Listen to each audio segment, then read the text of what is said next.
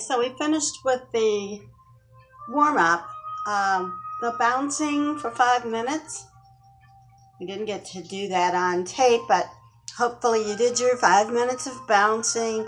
That's important. You can choose to do more bouncing, but it's just the movement up and down to get that energy moving, to get that chi moving.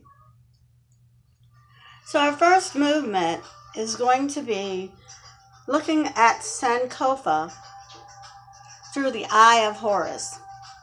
Looking at Sankofa, you're going to be making the bird that looks like the Sankofa bird. See the beak?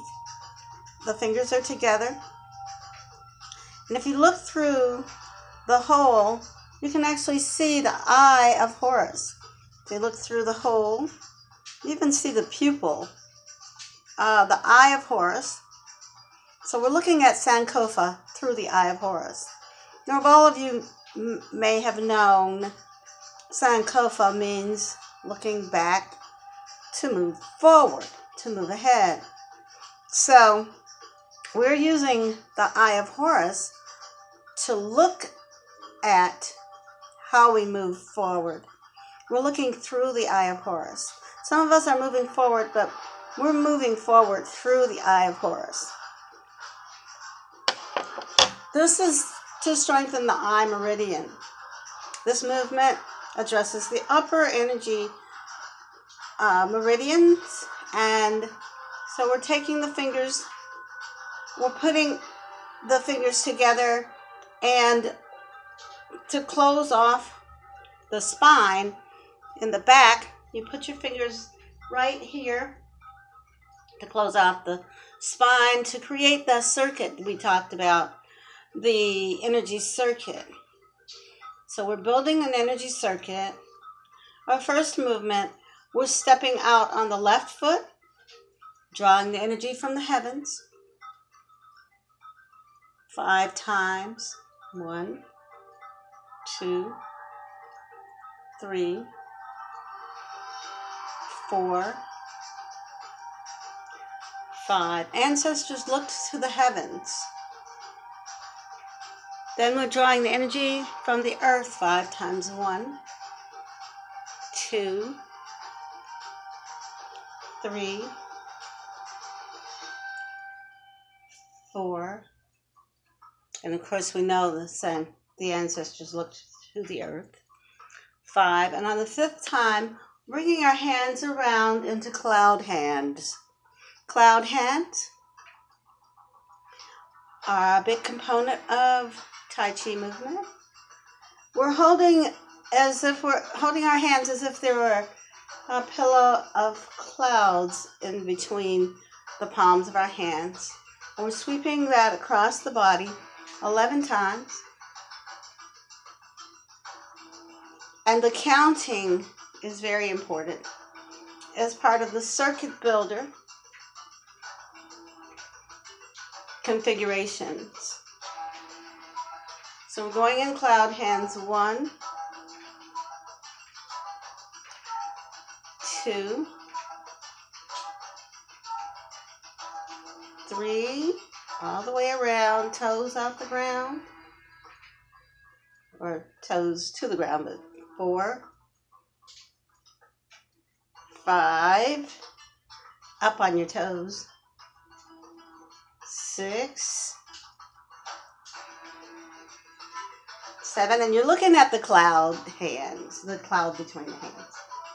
8, you're also holding your tongue at the roof of the mouth. 9, it creates the circuit. 10, 11, and on the 11th count, you're sweeping your hand across the body, across the ground, back around, and then sweeping twice. 1, 2, and then back into cloud hands. And then sweeping 1, 2, 3. And you should have the fingers back to the back of your spine while you make the circular motion in front of the body like this with your fingers on the ground, and you're bringing that up, that energy up through the center, back into the Sankofa, and you're going to be looking through the hole that the fingers make, all the way back around, looking through the hole that the fingers make, or looking through the Eye of Horus. I'm going to do that 3 times. This strengthens the eye meridian. So you're turning your fingers like a Big Dipper, looking through the Eye of Horus.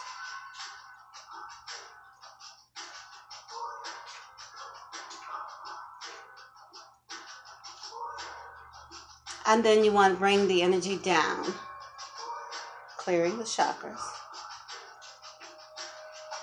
You want to step out on the right side. I usually start on my left because I address that side. It's my most challenged side.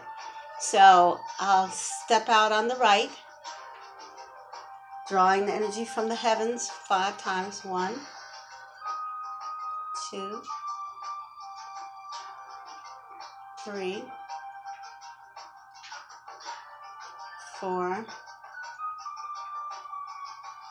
5, and then from the earth. 1, 2, 3, 4, and then on the 5th time we go into cloud hands, sweeping the cloud hands across the body 1 time, 11 times, 2, tongue is at the roof of the mouth, 3, watching the clouds, 4, 5, 6, 7, 8, 9, 10, up on your toes, 11, and then sweeping down, 1, back across, then twice, and back across, 1, 2, 3, and then this hand is going to draw the circle 3 times and bring the Sankofa bird up, turning the Big Dipper and looking through the Eye of Horus all the way back around on the right side, strengthening that eye meridian. I'm going to do that 3 times.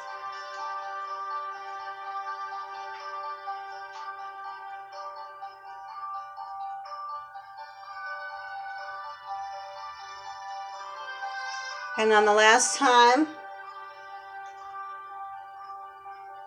all the way around.